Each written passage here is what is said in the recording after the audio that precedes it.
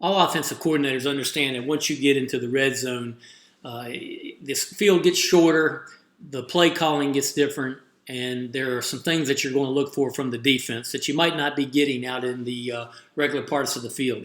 So today we just want to take this play. We call it 9-18 under F shoot. The reason we call it that is that the X is running the 9, a fade route over here to the single receiver side. The Y is running a 1 under. That's what we call it, a 1 to the flat, putting the foot in the ground, pivoting back underneath at 4 to 6 yards. And the Z is coming in motion and running a skinny 8 or post to the near upright. The F will be running a shoot, free release shoot from the backfield that'll also turn into virtually the same thing you've got over here if you're X, a pile-on throw, 4-yard box. And the H is going to protect first and then get a swing route. Now, first thing to understand is with your protection here, you've got a situation to where you've got 6-man protection. And that's important to know because if you let your H take the wheel backer over here, your offensive line can have the 4 down to the Mike or Sam.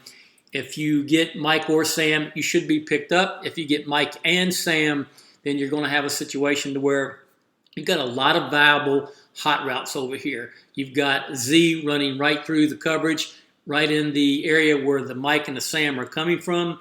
You've got the Y putting the foot back in the ground and probably expediting this and getting back underneath here quicker for your quarterback. And you've got the F. If you've got man coverage, you might actually have a linebacker matched up on a one-on-one throw if you've got time to get it there.